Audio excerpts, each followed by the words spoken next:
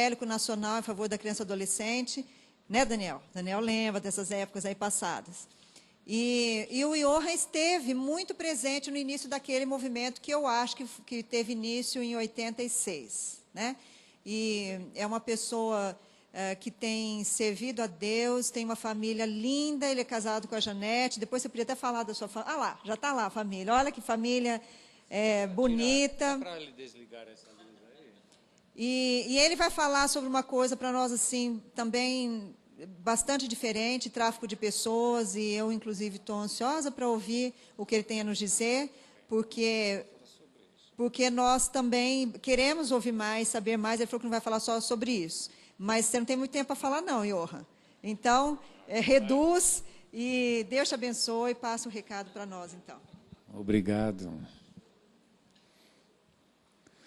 Pois é, gente. Queria apresentar para vocês o Dr. Guilherme Shelba aqui. Guilherme, quer ficar de pé? A gente está falando sobre rede, né? Então, uma pessoa que realmente não pode faltar na nossa rede é o Guilherme. Ele é procurador da República e está dando palestras em todo o Brasil sobre essa questão de combate, vai sentar, né, a exploração de crianças, abuso de crianças, esse tipo de coisa. Então, é um companheiro que, de agora adiante, vai andar com o rei Nasville. Tá? Antes de qualquer coisa, quero realmente apresentar também a minha linda família. Não sei o que está acontecendo, está muito claro, aí não dá para ver muito bem, mas eu sou pai de 5 filhos, 3 biológicos, 2 adotivos, e eu e minha esposa, Janete, nós somos orgulhosos vós de 7 netos já, que tem só 4 netinhos, mas já os meus filhos dão cria aí, né, tal. Então, já estou com 7 netos, aliás, o 7º neto deve nascer daqui 2 semanas, né?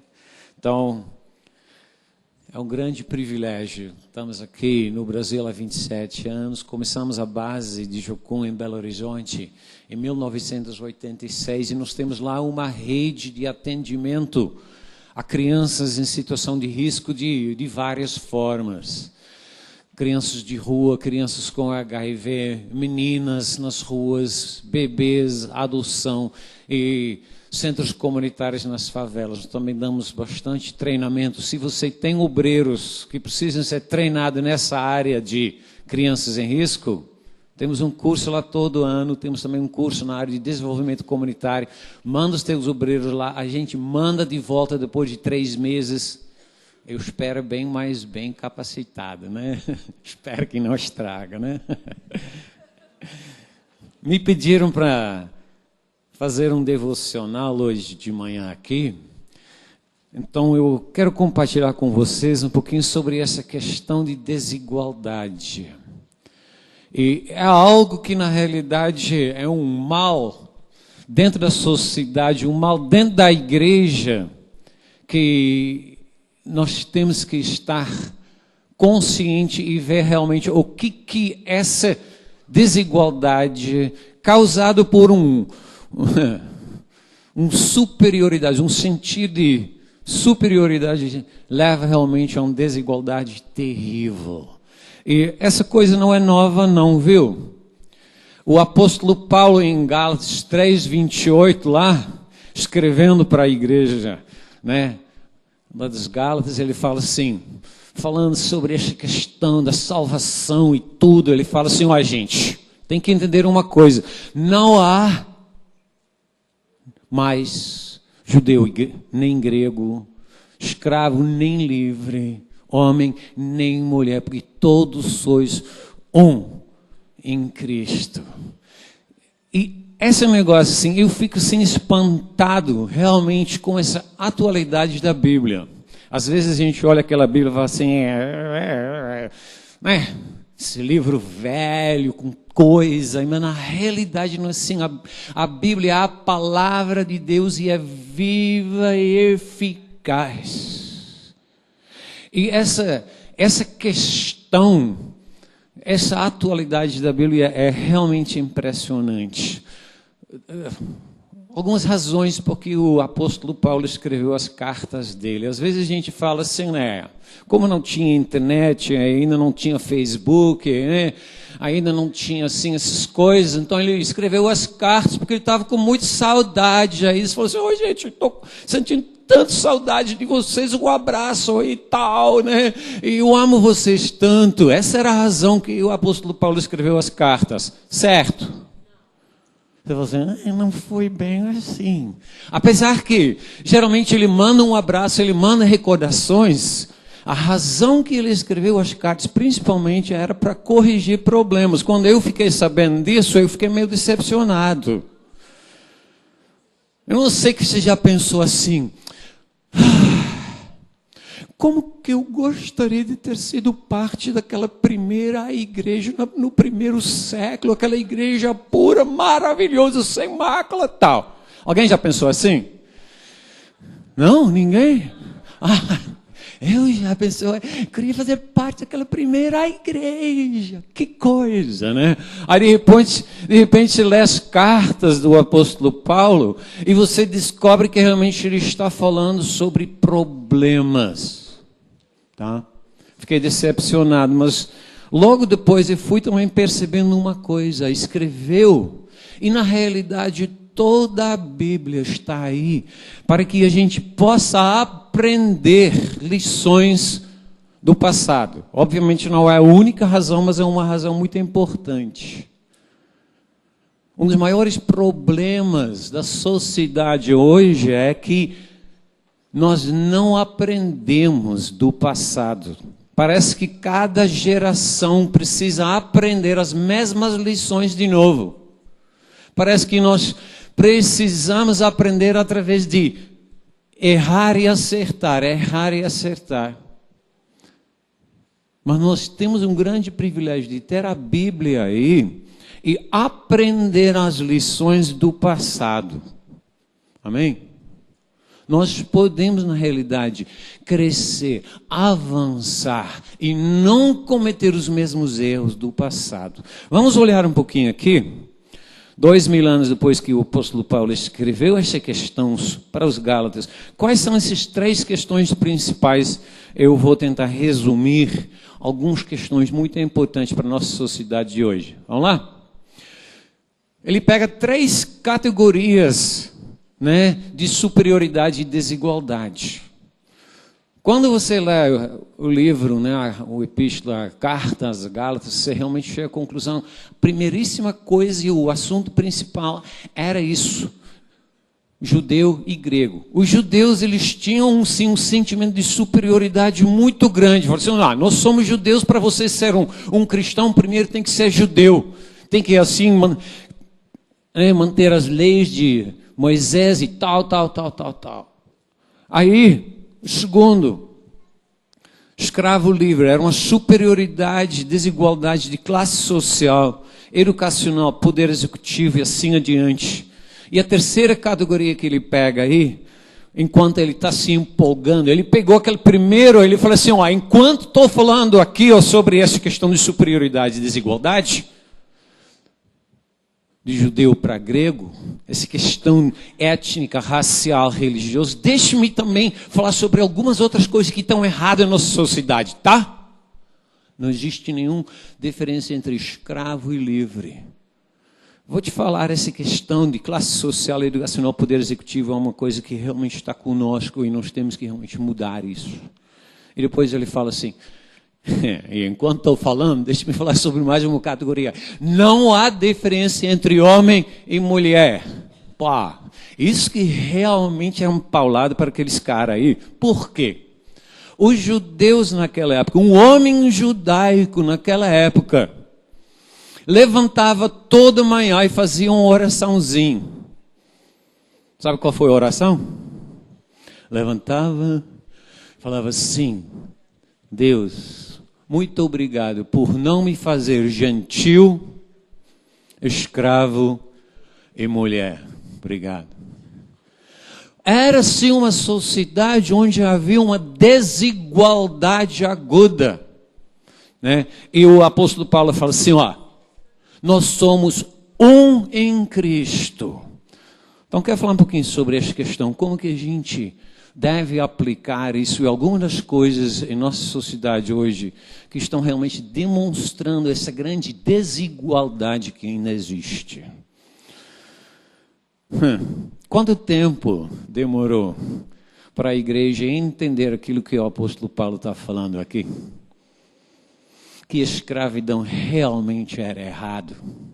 Olha bem o que ele fez. Aliás, né? Estou pulando um aí, ó.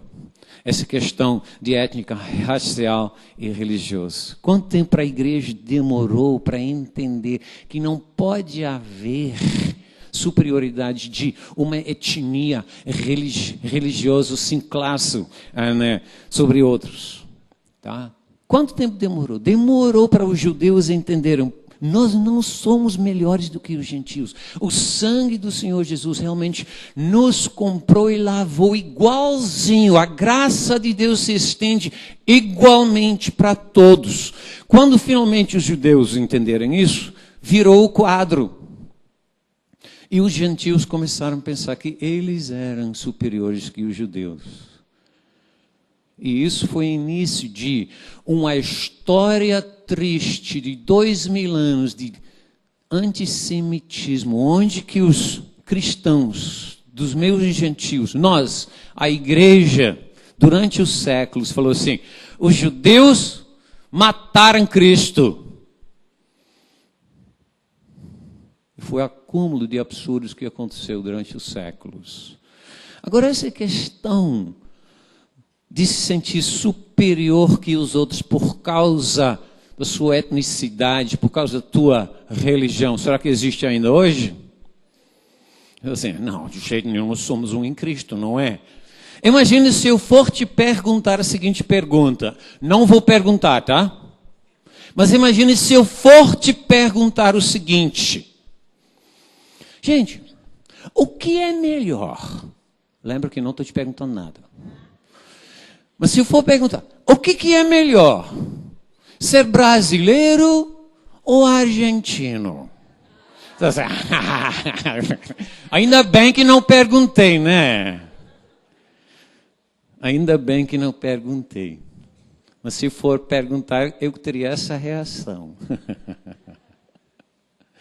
Nós estamos muito contaminados ainda com aquela ideia de superioridade entre nações, aquela arrogância, aquele orgulho da minha igreja, minha organização.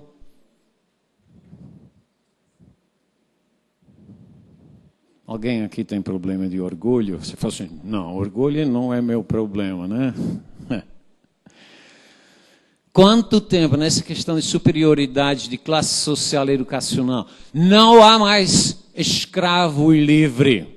Se você é um escravo, o apóstolo Paulo fala assim em Coríntios, ele fala assim, se você é um escravo, você é um liberto em Cristo. Se você hoje é um livre, mas você entregou sua vida a Jesus, você é um escravo de Jesus.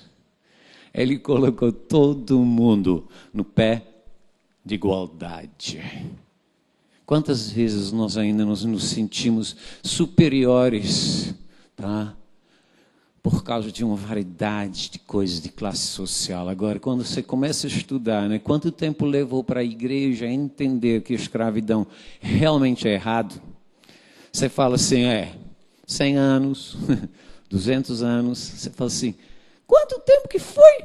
1800 anos, no século XIX, que finalmente foi abolida essa escravidão. Aí, apesar, né, do fato que a escravatura aqui, o segundo ponto, foi abolida no século XIX, nunca houve tantos escravos como no dia de hoje.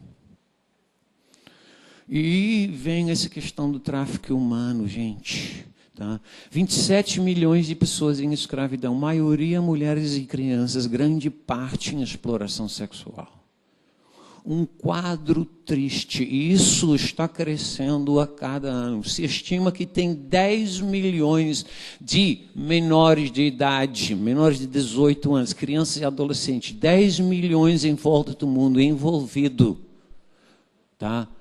em prostituição forçada, exploração sexual. E anualmente se estima que deve ter 1 milhão de meninas, adolescentes, crianças e adolescentes recrutados, forçados, tá, para se juntar a essa força. É uma coisa terrível e nós precisamos estar trabalhando, né, contra isso. O tráfico humano hoje é uma das coisas mais lucrativas, fonte de renda ilegal maior do mundo. Desigualdade de gêneros. É muito ligado a este fato de exploração sexual, tráfico humano. De todos os escravos do mundo, a grande maioria são mulheres e crianças. Mais que 60% são do sexo feminino e assim adiante. Agora, quanto tempo demorou para a igreja entender que realmente Deus valoriza homens e mulheres igual? Quanto tempo demorou para a igreja entender que há igualdade entre homem e mulher? Quando eu pergunto isso, alguns me olham assim. Quanto tempo vai ainda demorar para realmente a igreja entender que há igualdade entre homens e mulheres? Tá? Agora, esse século XXI, nosso século agora, tem tudo para ser o século da mulher, por várias razões. Tá? Nunca as mulheres no mundo livre tiveram tantas oportunidades de estudar, se desenvolver, estar na frente de trabalhos e assim adiante. Mas, terceiro ponto aí, quarto ponto aí. Do outro lado, nunca na história, creio eu, houve tantos ataques contra as mulheres. Eu quero falar um pouquinho sobre isso, rapidinho. Numa sociedade normal, tá? As estatísticas demográficas são mais ou menos assim, ó, 51% da população normal são mulheres e 49%... Uma aguinha aqui, ó.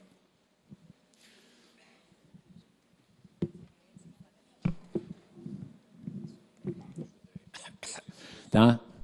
51% de uma sociedade normal são mulheres, 49% são homens. Por várias razões, mulheres vivem em média 7 anos mais do que os homens, tal, né?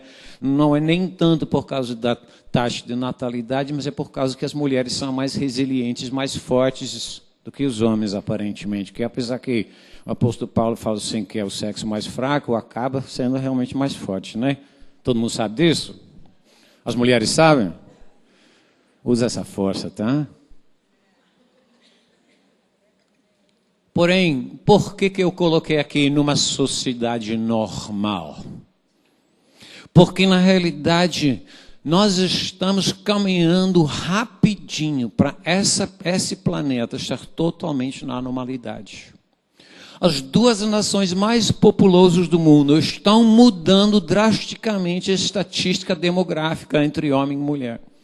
Na China, por causa de uma variedade de razões, né, política de um filho só, preferência de homem, a possibilidade de aborto, possibilidade de abandonar sua filha e tudo aí. Hoje, na China, na população geral, 44% são mulheres, 56 homens. Abaixo de 15 anos na China, 35% de mulheres, 65% de homens, tá?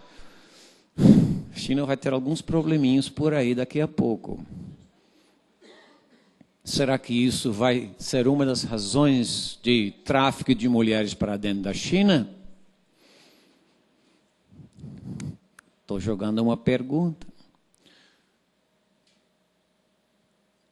Na Índia, por causa da preferência de filho masculino, há um índice de infanticídio, aborto e esse tipo de coisa muito grande. De tal forma que na Índia, dependendo de que estado você está, mas na Índia em geral, mais ou menos 47% de mulheres, tá? E a maioria são homens.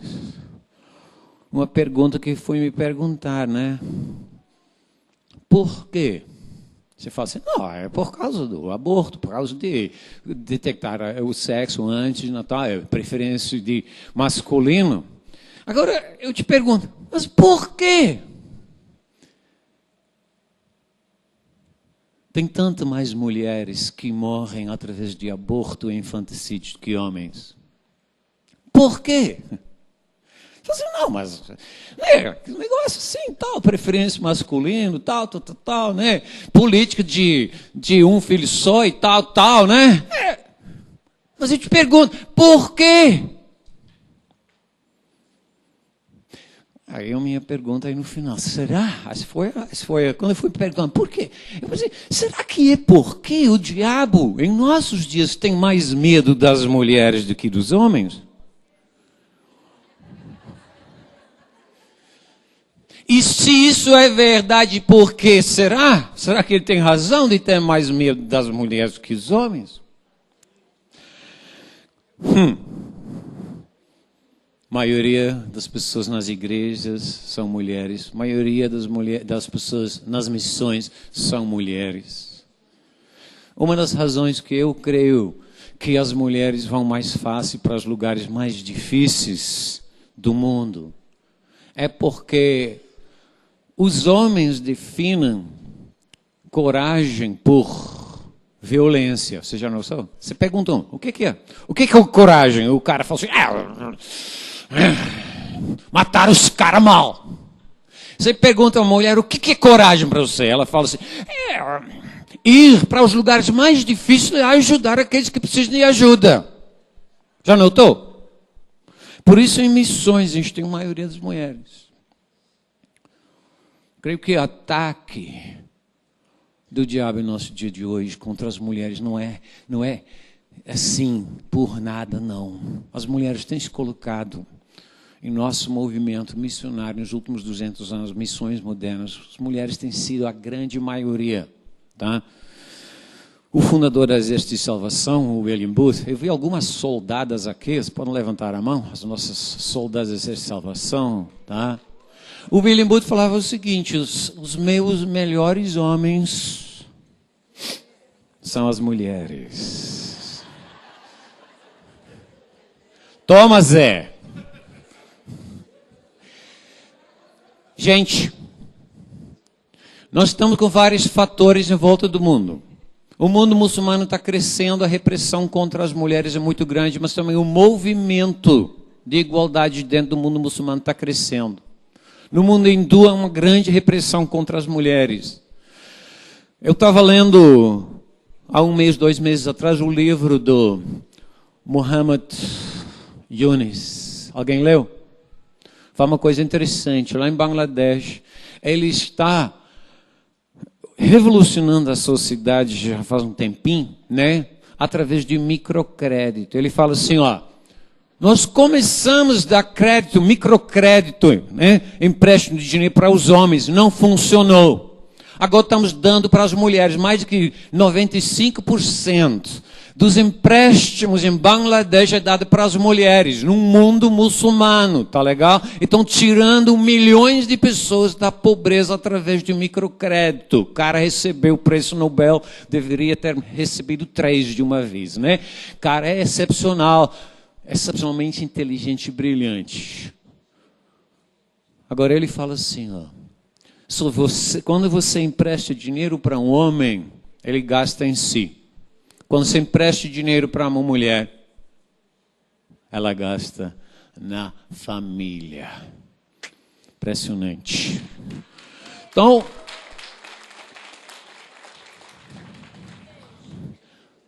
essa questão de superioridade leva a uma desigualdade que nós temos que acabar com. Nós somos um em Cristo. Nós estamos promovendo agora no final deste mês deixa eu só colocar isso aqui rapidinho. Nós estamos promovendo agora um seminário contra tráfico humano. Estamos trazendo um pessoal internacional do Not for Sale, David Batstone e a equipe dele, para estar nos falando sobre essa questão de tráfico humano em volta do mundo e está nos capacitando contra o tráfico humano.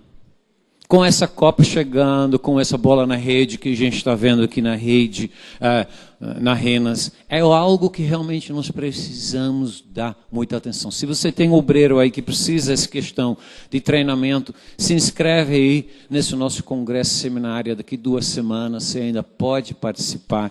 Eu vou aqui no último slide, vou te dar os nossos contatos, tá? Falando um pouquinho sobre essa questão dessa rede, finalizando aqui. Cadê?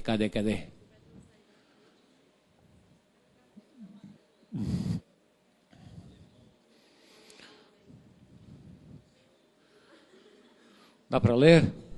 Por favor, copia aí. Quinta-feira, eu estava juntamente com o doutor Guilherme aqui, no gabinete de um deputado aqui, juntamente com um advogado, juntamente com uma moça que chama Ofélia. Ofélia trabalha no Ministério da Justiça, ela é coordenadora do Programa Nacional do Governo contra o Tráfico Humano. Imagina ela fazendo parte dessa rede. Estamos criando uma rede? Estamos criando uma rede? Gente, quando você cria uma rede, você tem que começar a fechar a rede para não deixar a rede furada. A gente teve aqui ontem a Eva trabalhando nas empresas como os caminhoneiros. Gente, que coisa brilhante que essa mulher está fazendo.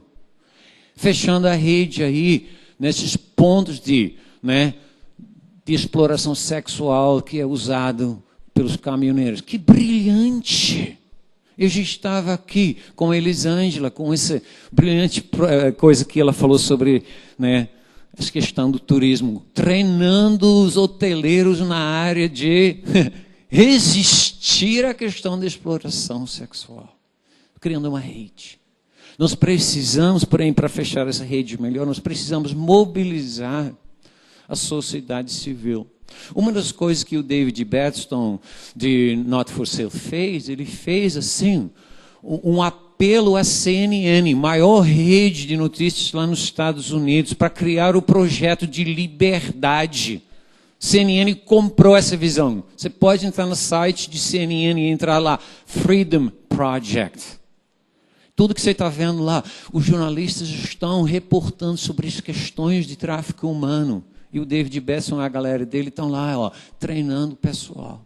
Nós vamos ter que treinar as pessoas da Polícia Federal que vão estar aí na entrada dos portos, dos aeroportos e tudo. E nós temos que treinar um monte de gente, mas temos que treinar e capacitar a sociedade civil a partir da igreja, universitários e tudo aí, para fechar a rede. Para que realmente esse pessoal não pode realmente estar abusando das nossas crianças. Agora, na Alemanha, na Copa de 2006, as entidades estavam falando que o tráfico internacional estava trazendo 40 mil mulheres extras para atender a demanda de prostituição durante a Copa da Alemanha. O ano passado, na África do Sul, você ouviu aqui a Elisângela falando, tal. Mas a estatística era, a expectativa era que 40 a 60 mil mulheres em volta do mundo iam ser traficadas para dentro da África do Sul para atender a demanda extra de prostituição que quase 1 milhão de turistas realmente vai demandar. 80% dos turistas que vêm para os nossos jogos aí nas sedes são homens que vêm lá para 2, 3 semanas assistir 1 ou 2 jogos. Vamos fazer o quê restante do tempo, minha gente? Vamos fazer o quê?